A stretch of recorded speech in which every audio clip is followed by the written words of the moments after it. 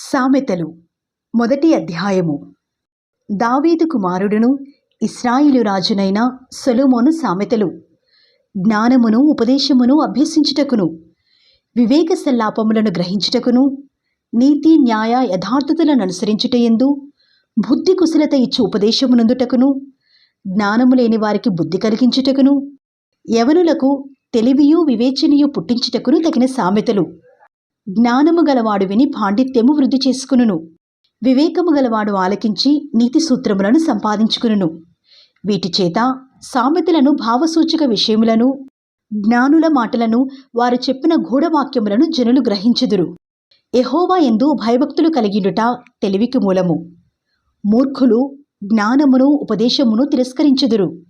నా కుమారుడా, నీ తండ్రి ఉపదేశము ఆలకింపుము, నీ తల్లి చెప్పు బోధను త్రోసివేయకుము. అవి నీ తలకు సొగసైన మాలికయు, నీ కంఠమునకు హారములునై ఉండును. నా కుమారుడా, పాపులు నిన్ను ప్రేరేపింపగా ఒప్పుకము. మాతో కూడా రమ్ము, మనము ప్రాణము తీటికై పొంచియుందము. నిర్దోషి అయినా యొకను పట్టుకున్నట్టుకు దాగియుందము. పాతాళము మనుష్యులను మృంగివేయనట్లు వారిని జీవముతోనే మృంగివేయుదము. సమాధిలోనికి దిగువారు మృంగబడినట్లు వారు పూర్ణ బలముతో నుండగా మనము వారిని మృంగివేయుదము.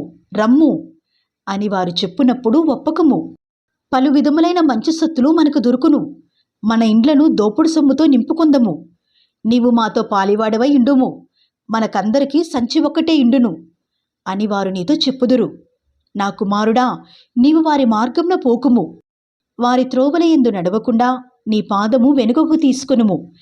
కీడు చేయుటకై వారి పాదమును పరుగులెత్తును, నరహత్య చేయుటకై వారు త్వరపడుచుందురు. పక్షి చూచుచుండగా వలవేయుట వ్యర్థము, వారు స్వనాశనమునకే పొంచియుందురు. తమ్మును తామే పట్టుకునుటకై దాగియుందురు. ఆశాపాతకులందరి గతి అట్టిదే, దానిని స్వీకరించు వారి ప్రాణము అది తీయును. జ్ఞానము వీధులలో కేకలి వేయుచున్నది, సంత వీధులలో బిగ్గరగా పలుకుచున్నది. గొప్ప సందడి గల స్థలములలో ప్రకటన చేయుచున్నది. పురద్వారములోను పట్టణములోను జ్ఞానము ప్రచురించుచూ తెలియజేయుచున్నది. ఎట్లనగా, జ్ఞానము లేని వారలారా, మీరెన్నాళ్ళు జ్ఞానము లేని వారిగా ఉండగోరుదురు. అపహాసకులారా, మీరెన్నాళ్ళు అపహాస్యము చేయుచూ ఆనందింతురు. బుద్ధిహీనులారా, మీరెన్నాళ్ళు జ్ఞానమును అసహించుకుందురు. నా గద్దింపు విని తిరుగుడి, ఆలకించుడి.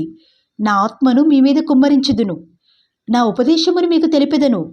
నేను పిలవగా మీరు వెనుకపోతిరి, నా చేయి చాపగా ఎవరునూ లక్ష్యపెట్టకపోయిరి. నేను చెప్పిన బోధ ఏమీయూ మీరు వెనక త్రోసివేసితిరి. నేను గద్దింపగా లోబడకపోతిరి. కాబట్టి మీకు అపాయము కలుగునప్పుడు నేను నవ్వెదను, మీకు భయము వచ్చినప్పుడు నేను అపహాస్యము చేసేదను. భయము మీ మీదికి తుపాను వలె వచ్చినప్పుడు, సుడిగాలి వచ్చినట్లు మీకు అపాయము కలుగునప్పుడు, మీకు కష్టమును దుఃఖమును ప్రాప్తించినప్పుడు నేను అపహాస్యము చేసేదను. అప్పుడు వారు నన్ను గూర్చి మొరపెట్టుదురు గాని నేను ప్రత్యుత్తరం ఇయ్యకుందును. నన్ను శ్రద్ధగా వెతుకుదురు గాని వారికి నేను కనబడకుందును. జ్ఞానము వారికి అసహ్యమాయెను, యెహోవా యందు భయభక్తులు కలిగినుట వారికిష్టము లేకపోయెను. నా ఆలోచన విననొల్లకపోయిరి, నా గద్దింపును వారు కేవలము తృణీకరించిరి. కాబట్టి వారు తమ ప్రవర్తనకు తగిన ఫలమును అనుభవించెదరు. తమకు వెక్కసమగు వరకు తమ ఆలోచనలను అనుసరించెదరు. జ్ఞానము లేనివారు దేవుని విసర్జించి నాశనమగుదురు. బుద్ధిహీనులు క్షేమము కలిగినదని మైమరచి నిర్మూలమగుదురు. నా ఉపదేశమును అంగీకరించువాడు సురక్షితముగా నివసించును. వాడు కీడు వచ్చినన్న భయము లేక నెమ్మదిగా నుండును. 2వ అధ్యాయము.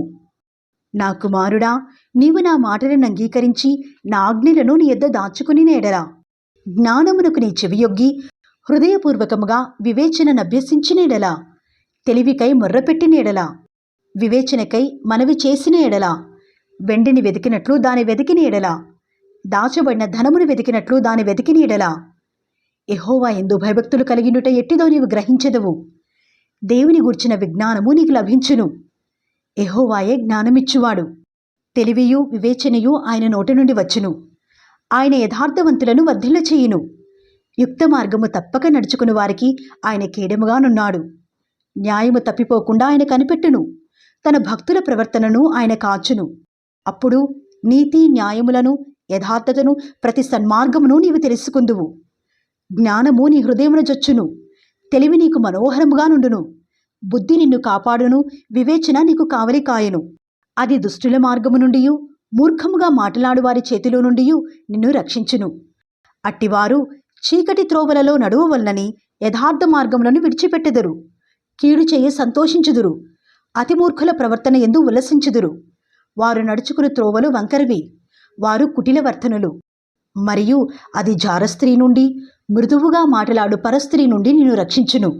అట్టి స్త్రీ తన యవనకాలపు ప్రియుని విడిచినది, తన దేవుని నిబంధనను మరచినది.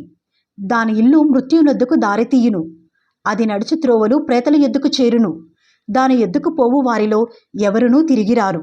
జీవమార్గములు వారికి దక్కవు. నా మాటలు వినిన ఎడల నీవు సజ్జనుల మార్గమందు నడుచుకుందువు, నీతిమంతుల ప్రవర్తనలను అనుసరించుదువు. యథార్థవంతులు దేశమందు నివసించుదురు, లోపము లేని వారు దానిలో నిలిచియుందురు. భక్తిహీనులు దేశంలో నుండకుండా నిర్మూలమగుదురు, విశ్వాసఘాతకులు దానిలో నుండి పెరికివేయబడుదురు. 3వ అధ్యాయము.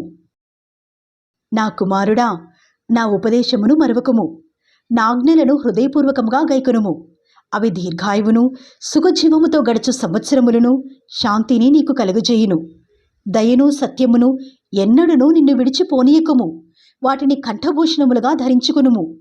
నీ హృదయమను పలక మీద వాటిని వ్రాసుకునుము. అప్పుడు దేవుని దృష్టి యందును మానవుల దృష్టి యందును నీవు దయనొంది మంచివాడవని అనిపించుకుందువు.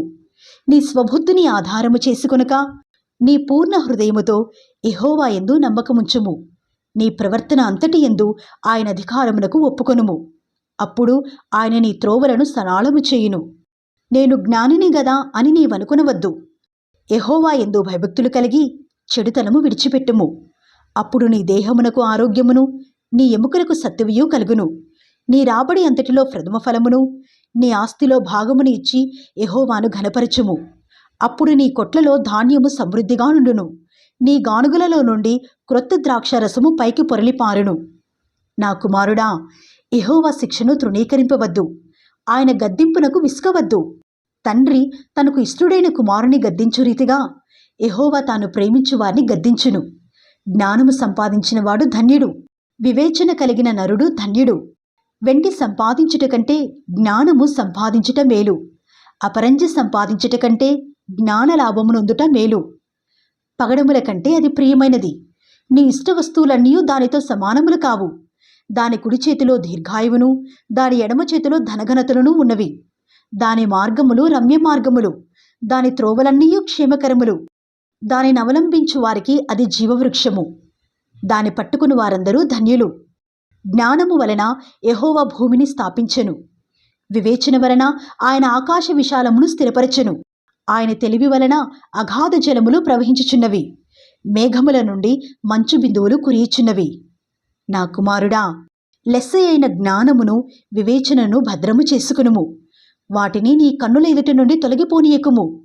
అవి నీకు జీవముగాను నీ మెడకు అలంకారముగాను ఉండును. అప్పుడు నీ మార్గమున నీవు సురక్షితముగా నడిచెదవు. నీ పాదము ఎప్పుడునూ తొట్టిల్లదు.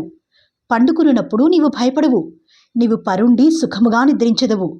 ఆకస్మికంగా భయము కలిగినప్పుడు, దుర్మార్గులకు నాశనము వచ్చినప్పుడు నీవు భయపడవద్దు.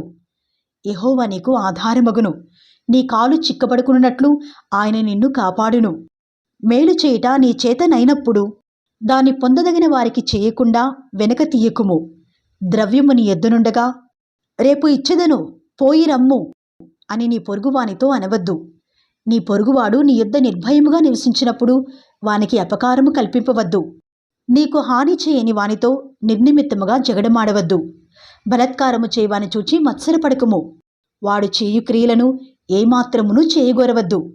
కుటిలవర్తనుడు యెహోవాకు అసహ్యుడు, యథార్థవంతులకు ఆయన తోడుగా నుండును.